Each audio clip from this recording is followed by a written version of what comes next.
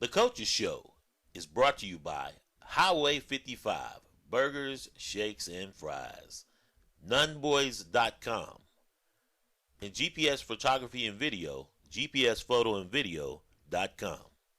Welcome back to the Coaches Show. The Coaches Show is brought to you by Highway 55, Burgers, Shakes, and Fries, Nunboys.com, Marketing, Advertising, T-shirts, GPS Photography and Video, 1080p HD, GPS Photography and Video, GPSPhotoandVideo.com.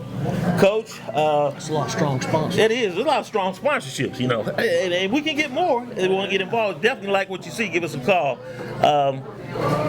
Continuing on, Coach, out of conference play. I mean, what does this do to that schedule? We know what the bottom schedule is going to look like. 8 teams in the conference. What does that do for out of conference? Well, you know, it takes us from 5 conference games to 7 conference games. It shortens our non-conference opponents by 2. You know, it cuts us down to where now we only got to find 4 non-conference games. And I've been working real hard for a couple of months, contacting folks, initiating negotiations, trying to work it out so that we can hopefully set up. And what I want to do and what I've talked to everybody about is try and set up 4-year contracts so that we're not in this bind every 2 years. But I have spoken with Anson. Anson County is interested. You know, bring an old Southeastern Conference team back into the schedule, renew that rivalry. They still play. They still play Richmond. Yeah, it's a tough 3A team. I mean, very tough. You can't put the classification on them, much like Rocky Mountain. Can't do it. Just like Rocky Mountain. You know, I've talked to Anson. I've talked to South Johnston, which is another powerhouse team. You know, their conference was redone, so it's shaking up their non-conference capabilities. I've talked to who else did I tell you? Southeast Raleigh. Southeast Raleigh. Yeah, okay. I've communicated briefly with Lee Coach County. Finn.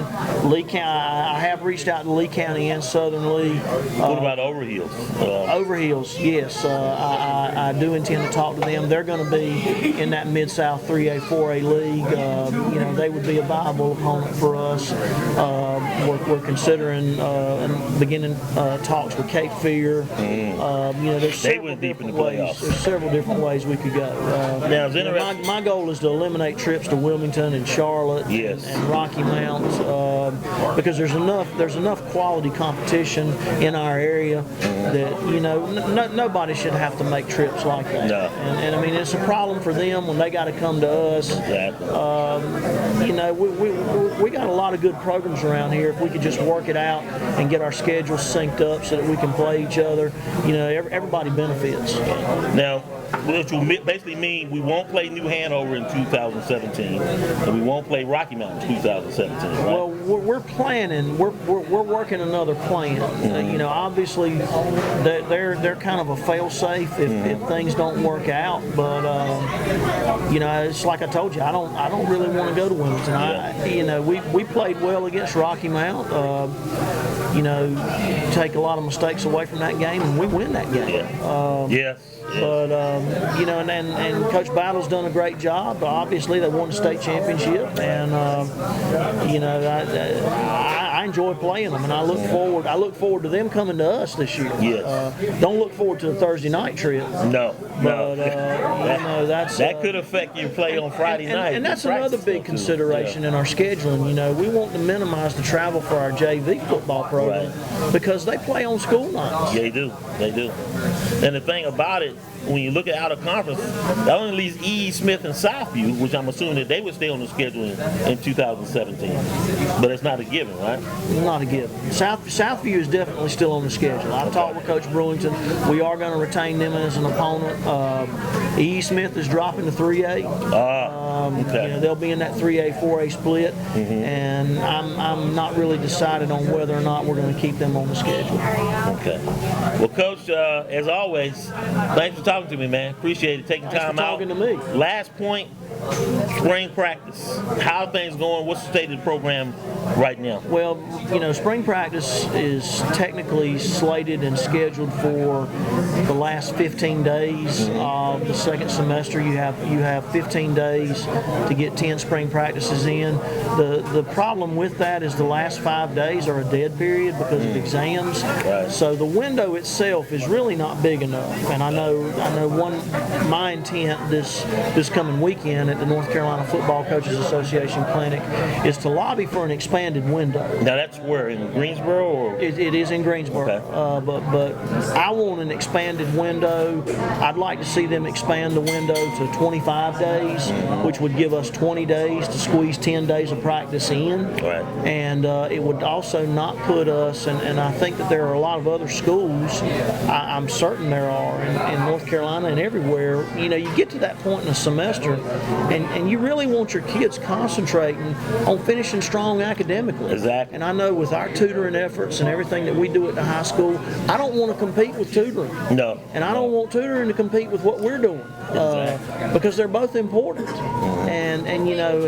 But if I've got to default to one, I'm always going to default to tutoring. Yes. But by the same respect, if a kid's going to tutoring and he's having to miss practice to do it, it's not fair to that kid. No, it's not. It's not fair to him. And I want to be fair, and I've got a lot of ideas, to counter the arguments that are going to come up about it. And the fundamental arguments are, you're competing with two spring sports, baseball and Yes, track. Coach Coleman coaches baseball. And I know that because Coach Coleman coaches baseball. Coach Deese is going to be working in our track program. We're going to have kids participating in both of those programs. But and you look at the dual participation rule that we have at Hope County High School, and a lot of high schools have.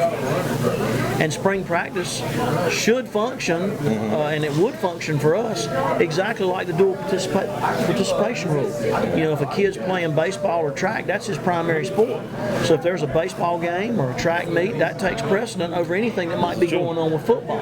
Obviously, it's going to take precedent with our coaches. Yes. So that inhibits our ability to practice in as much as it does inhibits our kids' ability to participate, because we have so many players and professional personnel that are involved in those things. So unlimited players can play. If you had your druthers, how would you like it? I like the old way. Yeah. I really do like the old way. I like to be able to take, 21 kids out for an unlimited number of days. You can target specific kids who need the skill, who need the greatest amount of skill development. You can give them more close quarter attention. You can work on specific things. Whereas you've got 10 days with unlimited numbers, you've got so many kids that it's difficult to address the skill deficits where you need to get better. Coach, I'm going to let you get out of here, man. I appreciate it. I know you're busy. Hey. Appreciate you. Can't wait to see you in the spring, man. I can't wait to be seen. Thank you. Coach Kelly Daniels is in the house. When we come back, we'll talk women's basketball in Scotland County as they come in this Friday night. She's We'll be doing an awesome job. She is, isn't she? She's doing she's doing great. I want to be like Kelly. I do too, like a breath of fresh air to the program. She's making her way up here. We'll be right back.